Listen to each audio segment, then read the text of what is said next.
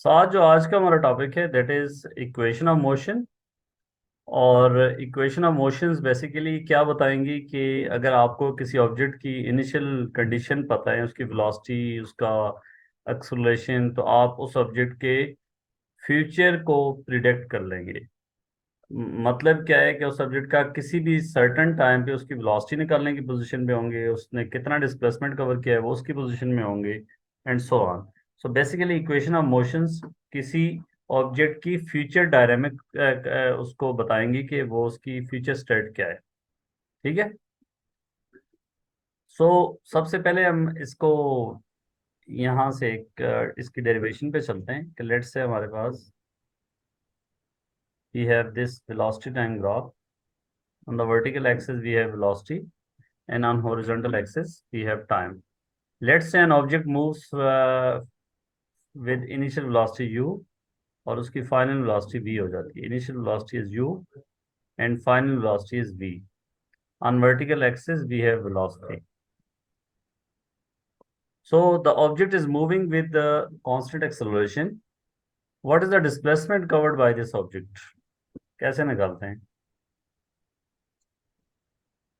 How to find the displacement? Area निकालना। Area निकालेंगे। So area displacement is s.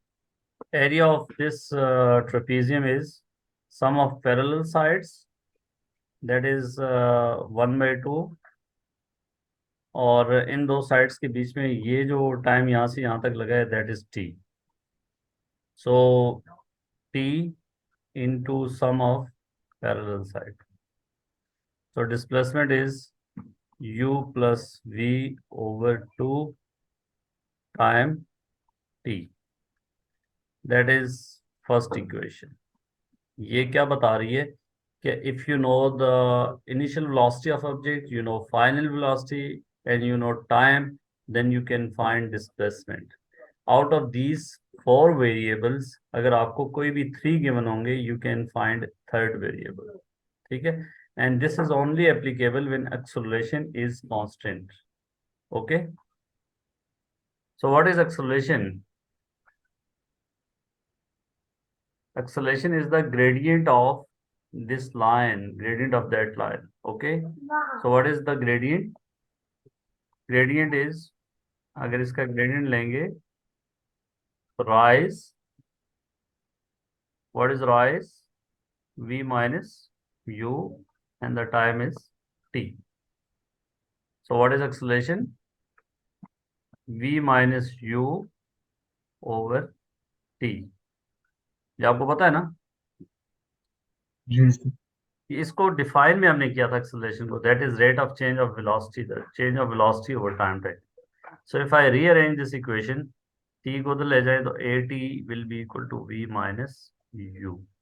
So if I make v as subject of formula, then I will get u will go on the other side, that is u plus at. This is another equation of motion. And these two equations are only applicable when acceleration is constant. From the second equation, we can find velocity of the object at any time if we know acceleration and initial velocity. For example, uh, let's say an object has an initial velocity of 20 meter per second, and it is moving with constant acceleration of 5 meter per second square. Then its final velocity at any time will be given by u, that is 20 plus 5t. Now you can see from this equation, we can find its velocity at any time. If I put t equal to 1 second, its velocity will be 25 meter per second at t equal to 1. If I put t equal to 2, its velocity will be, how much is the velocity at 2 second?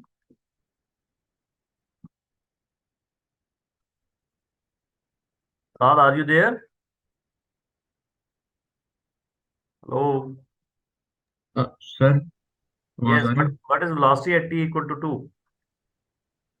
30। 30।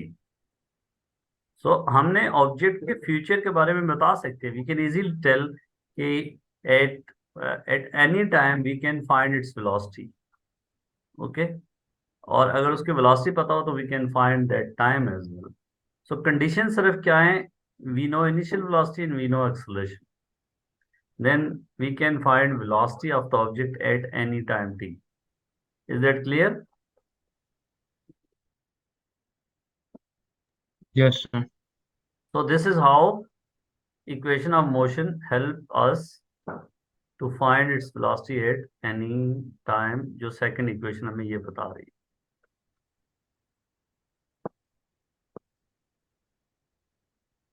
Wait a second.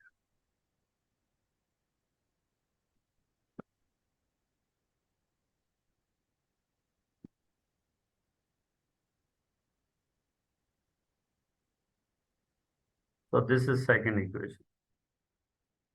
इसकी importance मैंने आपको बता दी। अब इन दो equations को use करते हुए, first और सेकंड को यूज करते हुए, हम अब एक ऐसी इक्वेशन चाह रहे हैं जिसमें डिस्प्लेसमेंट और इनिशियल वेलोसिटी और फाइनल वेलोसिटी की फॉर्म में हो। एक ऐसी इक्वेशन भी हम चाह सकते हैं। दूसरी एक ऐसी इक्वेशन हम चाहते हैं कि जिसमें डिस्प्लेसमेंट हो, इनिशियल वेलोसिटी हो और साथ में टाइम हो। तो आप देखें, अगर मैं व्हाट विल आई डू कि सेकंड इक्वेशन से v की वैल्यू को उठा के बच्चे इसमें प्लग इन कर दूंगा। इन दो इक्वेशंस को यूज करेंगे। सो from second equation put the value of v in equation number 1। Okay, तो पुट v from 2 and 1। तो क्या होगा, our displacement s will become u plus v की जगह पे ये सारा आ जाएगा, v की जगह पे u plus at आ जाएगा। Okay, so u plus at time t divided by 2।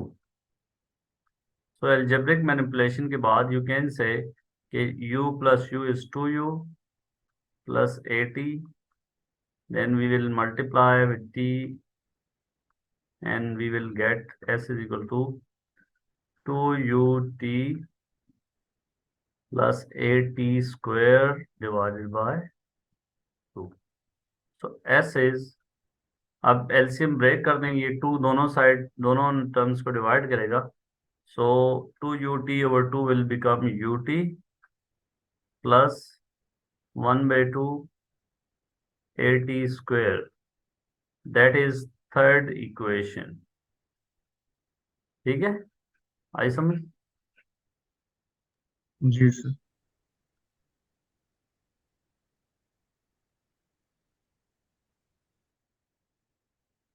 तो इस इक्वेशन से we can find displacement if we know initial velocity, we know acceleration, we can find displacement at any time।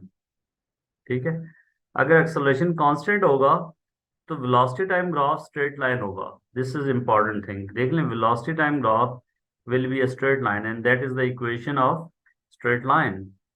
if acceleration is constant then velocity time graph will be a straight line where a will be its gradient। ठीक है, if अगर आप देखें कि acceleration is constant तो displacement time graph will be will not be a straight line, क्योंकि displacement time graph अगर straight line होगा तो उसकी velocity क्या होगी, constant होगी। बट अगर velocity constant नहीं, acceleration constant है, तो displacement time graph में आप देखें कि t square का फैक्टर आ रहा है, तो parabolic shape होगी। let's say if I say कि in this equation if I say u is 0, then displacement will become ut, u0 आ गया 1/2 at square। and you know how to sketch the graph of t versus s in that case। ये आप O level से जानते हो कि parabolic shape कैसी होगी इस केस में। टी वर्सेस एस का ग्राफ विल बी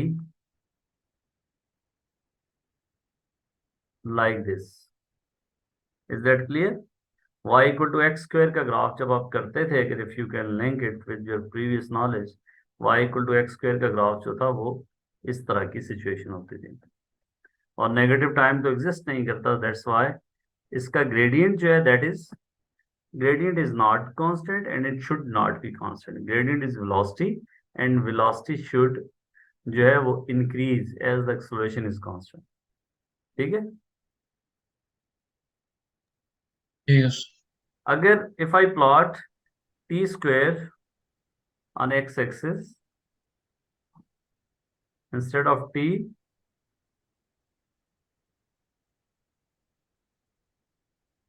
अगर t square का ग्राफ प्लॉट किया जाए and u is 0, तो डिस्प्लेसमेंट का ग्राफ कैसा होगा? Over here if you put u 0, you will get s is equal to half t square. तो ग्राफ की शेप क्या बनेगी? T square versus S.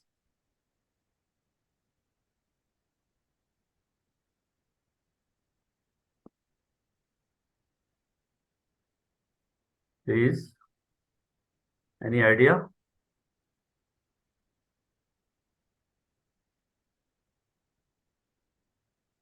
साथ जी सर। का टी स्क्वेयर को अब एक्स एक्सिस पे रखिए, एस को हम्म। वाई एक्सिस पे रखिए। This is your Y, this is your now X. So what type of graph you expect for s and t square? Continuous. It will be a straight line passing Yes through sir. origin because s is proportional to t square. अगर s की जगह मैं y रख देता हूँ और half A T square की जगह x है, एक्स एक्सिस पे आप कंप्लीट टी स्क्वायर आ गए। So this is a straight line passing through origin. इसका ग्रेडियंट क्या होगा?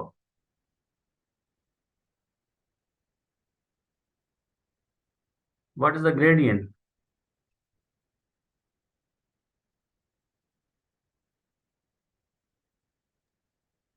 बेटा इक्वेशन ऑफ स्ट्रेट लाइन से कंपेयर नहीं कर सकते, Y equal to M Um, X से। एम की जगह जी पे क्या आ y रहा equals to mx plus c. है? एम की जगह पे क्या आ रहा है? And 1/2a. मान number two A, that's correct. So acceleration क्या होगा? Two time gradient. ये पास पेपर का क्वेश्चन आया हुआ है कि एक ऑब्जेक्ट ऊपर से ड्रॉप करते हैं, an object is dropped from some height. Drop mean initial velocity will be zero, and when it is moving under gravity only, the acceleration will be constant and that will be equal to g. So initial velocity will be zero. So equation will be s is equal to half a t square. और फिर उसने कहा जी s t square versus s का graph बनाया है। s is the height, height आप change करते जा रहे हैं।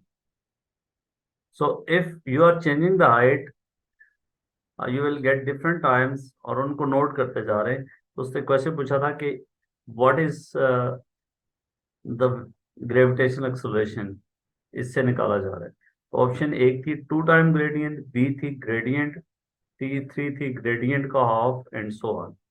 फिर आपने इस इक्वेशन को लिंक करना था कि if it is falling from rest with constant acceleration then S is equal to half A T square. Okay, so acceleration is 2 time gradient. Is that clear? जी sir. So this is second equation. अब equations के साथ साथ मैं आपको और बहुत सारी चीजें बताई जा रहा हूँ। अब क्या करते हैं दोबारा, let's come towards equation first and second, and I want to eliminate time from these two equation. इस सेकंड इक्वेशन से टाइम को खत्म कर दें, सब्जेक्ट बना के इधर रखते हैं। क्या ट्रिक होगी? From second equation make T as subject, first make T as subject from equation 2,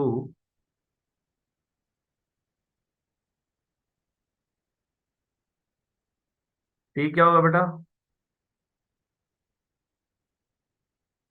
v minus u over Over a। a. ठीक है, इसको अब उठा के आपने प्लग इन करना है equation number 1, that is this equation. तो पहले मैं ये लिख देता हूँ, S is equal to U plus V into T, बाद में प्लग इन करता हूँ ओवर टू। ठीक है, ये टी की वैल्यू इसमें डाल दी। तो what will you get, S is equal to U plus V over two time T, and T is V minus U over A. You know, a plus b into a minus b is a square minus b square। ठीक है, और यहाँ पे भी देख लें, that is a plus जी b and this is a minus b, v plus u, v minus u। So what is the answer? v square minus u square over 2a। इस 2a को उठा के तो ले, तो I will get 2as equal to v square minus u square. इसकी क्यों जरूरत पड़ी कि अगर आपको ऑब्जेक्ट की इनिशियल वेलोसिटी पता है, एक्सेलरेशन पता है, और आपको डिस्प्लेसमेंट पता है, तो you can find final velocity at any position, जब आपको वो डिस्प्लेसमेंट पता हो। And if you no initial velocity, final velocity, acceleration, you can find displacement. फिर आपको टाइम की जरूरत नहीं पड़ेगी ना। इनिशियल वेलोसिटी है, फाइनल वेलोसिटी है, एक्सेलरेशन है, तो डिस्प्लेसमेंट निकालना है इसी इक्वेशन के साथ। सही है। सो दिस इज, जी let's say this is fourth equation. Is that clear? Yes sir. बेटा, आपको ये चीज पहले से काफी हद तक आती थी, लेकिन इवन देन मैंने चीजों को ऐसे रीशेप किया थोड़ा सा कि आपकी इसमें काफी लर्निंग हो जाए। जैसे ऊपर ग्राफ वाले क्वेश्चंस की बात है।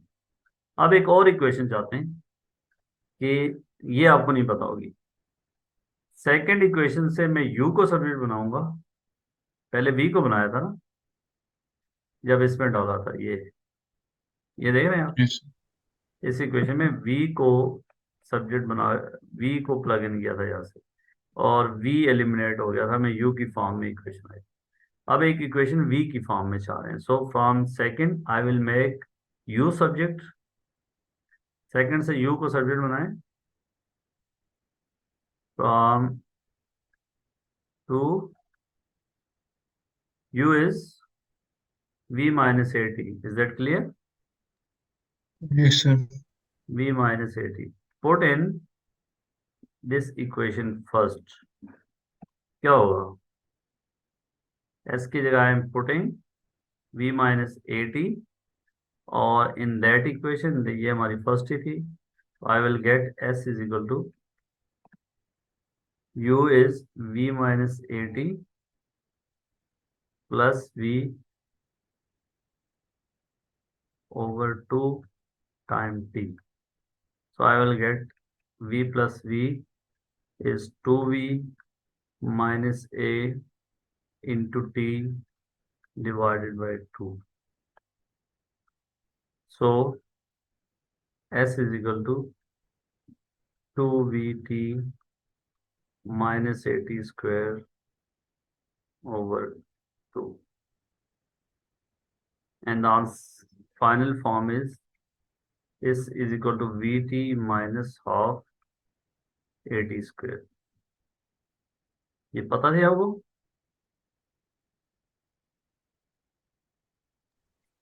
आंसर? नहीं सर, हाँ, तो ये एक पता नहीं है। क्वेश्चन में हाँ पूछ, ये पता है।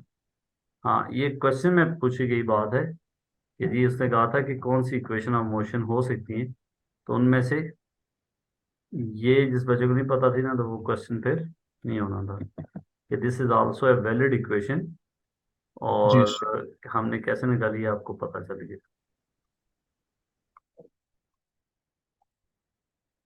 तो एस इज इक्वल टू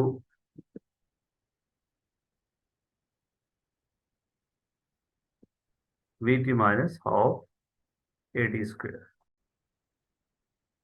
तो साथ बेटा we will solve equation of motion problems, और आप जो है आप ट्राई करेंगे इसको कि कैसे करना है। पहले ज़रा देख लेते हैं क्वेश्चन नंबर 1 को कि कैसे इसको। एक सेकंड, मेरे पॉइंटर कहाँ पे चला गया।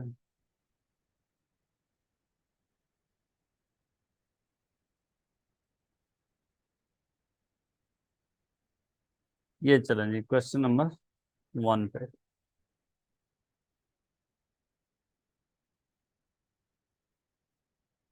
क्या कह रहे हैं बेटा? At time t equal to 0 a body moves from rest with a constant acceleration in a straight line. At time t, the body is at distance s from its rest position. A graph is drawn of s against t square as shown. Which statement describes the acceleration of the body? हमने पहले part B बात sir. की थी इसी तरह का ये situation के भी, कि जैसा कि यू कैन इजीली सी कि इसमें क्या हो रहा है। इनिशियल वेलोसिटी जो है वो 0 है and the body is moving with constant acceleration. ठीक है। सो हमें s और t का रिलेशनशिप देखना है कि क्या है। So you know that s is equal to U T plus half A T square, यही आता है ना। जी सर, तो S equals half A T so square. s is equal to half A T square. अब देखें T square का graph, s का ग्राफ जो है स्ट्रेट लाइन क्यों होगा, मैंने पहले बता दिया था आपको कि s is directly proportional to T square. T square is on X axis. Paper में आपको ये भी आ सकता है कि G T square versus S का ग्राफ स्केच करें, तो यू शुड नो कि it should pass through the origin. और what is gradient? This is Y and that is X. So if you compare with equation half of straight line y is equal to mx plus c, so m should be half a. So a को part subject बनाए बेटा, that is 2 time gradient. कौन C option होगी? A होगा sir. It is equal to, no, it is equal to half the value of gradient तो नहीं आया। Acceleration is equal to twice the value of gradient. This is gradient. So it is equal to hmm, the value of gradient of the line. It is equal to twice the value of gradient of line. So C answer है। Is that clear? जी sir. Screenshot ले लिया करें कम से कम, ये लिखने में आपका वक्त ज़ाया ना हो।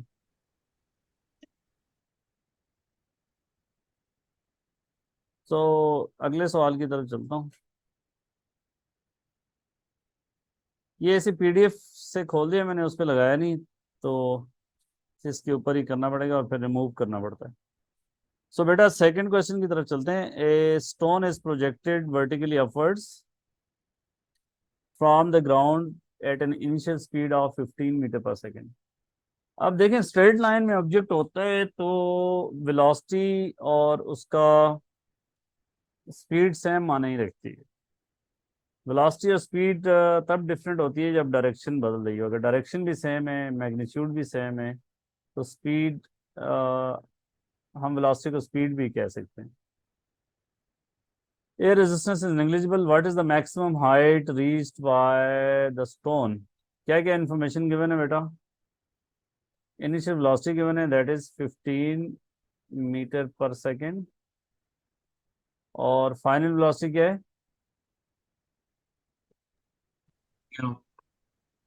What is final velocity? Zero. Zero. At maximum height the velocity should be zero. और वी और हैव वो टू एक्सलेशन फाइंड जो है वो हाइट h। एक्सेलरेशन कितना है? -9.81। -9.81। जबरदस्त। It is in downward direction, metre पर second square. So equation use करें, you will be able to find. कौन सी इक्वेशन लगाएंगे? 2s is equal to V square G. Minus U square. इससे use करके यू कैन फाइंड। और देखो सारे आंसर्स में बड़ा फर्क है, तो आप एक्सेलरेशन को -10 भी ले सकते हैं। It will not make any difference. अगर चॉइसेस क्लोज क्लोज हों फिर आपने ज़रा ख्याल रखना। ठीक है। जी सर। क्या आंसर आ रहा है आपका?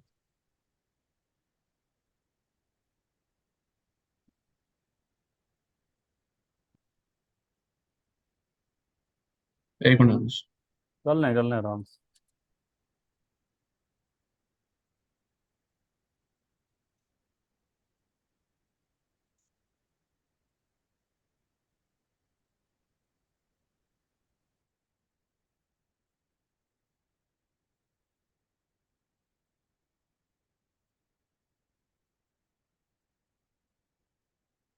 मैं हेल्प कर दूं, कैलकुलेशन कर दूं?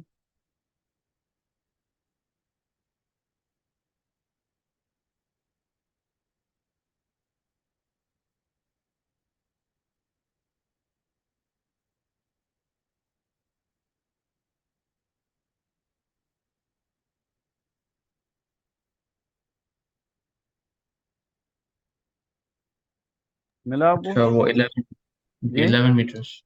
क्या है? 11 मीटर। डी।11 मीटर। ठीक है। मैंने चेक नहीं किया, आई कैन ट्रस्ट यू कि सही क्या होगा ज़ाहिर।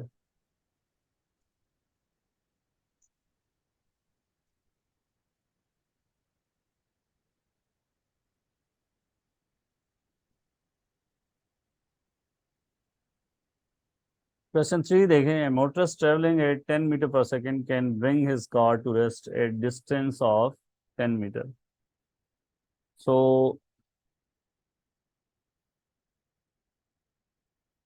if he had been traveling at 30 meters per second, in what distance could he bring the car to rest using the same braking force? Same 30 metre. Braking force का क्या मतलब है? इस बात के क्या फायदा होगा हमें? मतलब डिसरेशन से हम। डिसलेशन सेम है, ठीक है।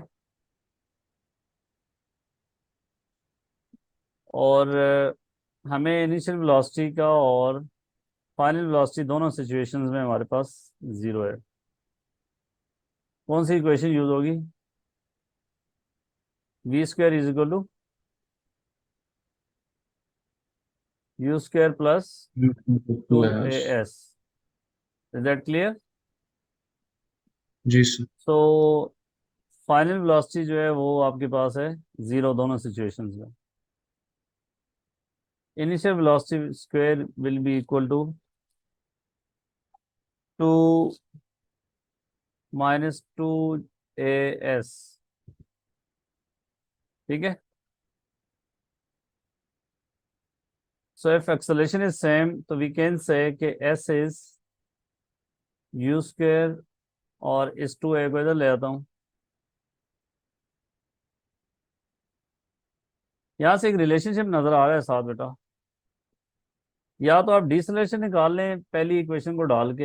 एक तरीका ये होता है, इस इंफॉर्मेशन को डालें, इनिशियल वेलोसिटी और डिस्प्लेसमेंट, इसको डालते हुए डिसलेशन निकाल दें, ठीक है। वो फिर दूसरे में डाल दें। So initial velocity is 10² that is 100 minus 2a displacement is 10। तो ये इससे कैंसिल हो गया। Acceleration is -5। इसको यूज करते हुए आप सेकंड कंडीशन को यूज करें कि सेकंड में क्या होगा। Initial velocity is 30, so 30² equal to -2 time acceleration is same which is -5, so s। So 30² over 10, 900/10 that is equal to new distance which is 90 metre, ठीक है। Is that clear? दूसरी situation ये है कि आप ये इनको लिंक कर सकते हैं कि इफ एक्सेलरेशन इज सेम तो डिस्प्लेसमेंट, ये बड़ी इंपॉर्टेंट बात बता रहा हूँ, प्लीज केयरफुली देखना है कि if displace acceleration is same या डिसलेशन तो S is proportional to initial velocity का स्क्वायर। सो रेशियो मेथड भी लगा सकते हैं। S is proportional to initial velocity square मतलब क्या हुआ कि आपके पास क्या क्या है कि एस और यू स्क्वायर प्रोपोर्शनल है। यहाँ पे आगे देख लें, एस आपके पास 10 है, इनिशियल वेलोसिटी भी 10 है, दैट इज 100।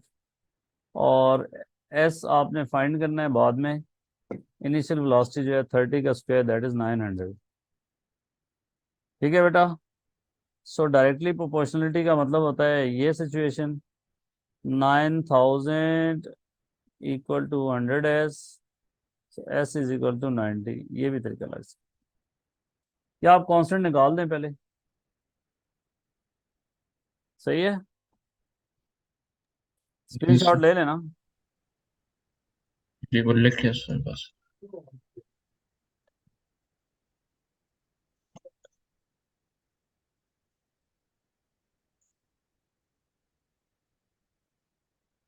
इसको रेज कर दूं। जी सर।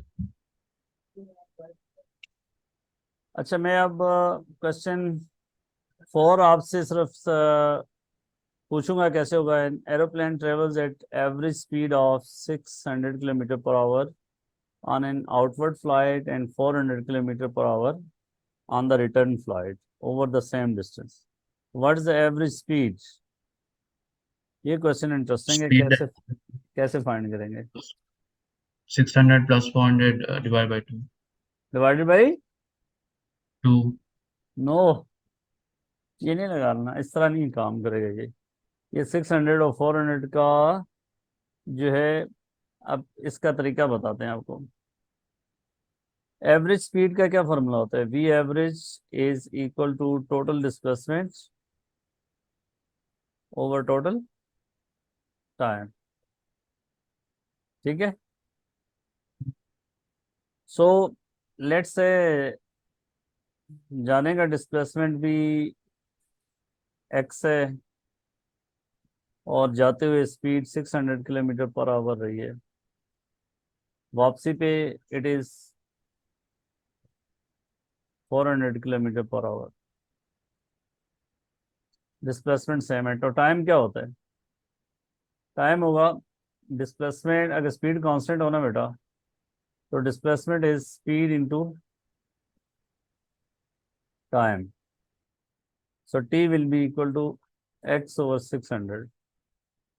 ये जाने का टाइम है, और वापसी पे जो टाइम है that is T2 is X over 400। Time का फर्क आ गया ना। So we average will be, total displacement is 2x आने जाने का। एवरेज स्पीड में टोटल डिस्टेंस होता है, सॉरी, एवरेज वेलोसिटी तो जीरो हो जाएगी क्योंकि डिस्प्लेसमेंट जीरो हो चुका है। Total distance is 2x over total time बेटा है X over 600 plus X over 400। क्या आएगा? वैसे नीचे एक्स को कॉमन लेके कैंसिल करें तो एक्स तो कैंसिल हो जाएगा ना, या नहीं होगा? हो जाए। सो ऊपर बचेगा 2 ओवर 1/600 प्लस, कैलकुलेटर अपने पास रखें और इसको कर लें। एलसीएम वगैरह लेने की जरूरत नहीं, फ्रैक्शन यूज करें। 2 डिवाइडेड बाय, इस सारे को मिलादत से इवेलुएट कर लें। 1/600 प्लस 1/400, 2 डिवाइडेड बाई आंसर। 480। जी 480 देख लें। आप जो कह रहे थे ना कि 600 प्लस 400 डिवाइडेड बाई टू, उससे आता है 500। तो एवरेज वेलोसिटी या एवरेज स्पीड इस तरह फाइंड किया जाता है। इससे आप शॉर्टकट फार्मूला बना सकते हैं कि वही 2 डिवाइडेड बाय 1/600, इसको आप जो है एलसीएम ले लें, तो वहां से आपके पास एक शॉर्टकट बन जाएगा नीचे। सही है, इस फाइनल चीज को नोट कर लें, और नीचे वाली सिचुएशन का एलसीएम लें, वहां से आपके पास एक जनरल रिलेशनशिप आ जाएगा। ठीक है। ठीक है सर। अभी तक हमारे पास ये बन रहा है 2/1 स्पीड 1 प्लस 1/स्पीड 2, यही बन रहा है ना एवरेज स्पीड का। लेकिन इसमें याद रखना कि अब इसका जब एलसीएम लेते हैं नीचे, तो ये बनेगा V1 V2, और that is v2 plus v1, ये है ना। तो ये बनेगा 2 time product v1 v2 over v1 plus v2। ठीक है। जी सर। ये फार्मूला लगता है भाई, इसको आप याद भी करना चाहें तो कर सकते हैं। अगर डिस्टेंस सेम हो वापस आने का और जाने का, फिर ये एप्लीकेबल होगा। अगर डिस्टेंस ही फर्क है, वापसी पे कोई और डिस्टेंस किया है, तो फिर याद रखना कि इस तरह नहीं होगा, फिर फर्क हो जाएगा। यहाँ पे ये देख लें, टाइम जो है वो x/400 है, इधर x/600 है। दैट्स वाई x कैंसिल हो गया था। मोस्टली इस सिचुएशन में आपको ये बात की जाती है। इसकी स्क्रीनशॉट ले लिया आपने? जी सर। ये रेज हो जाएगा, ले लें स्क्रीनशॉट। ले लिया सर।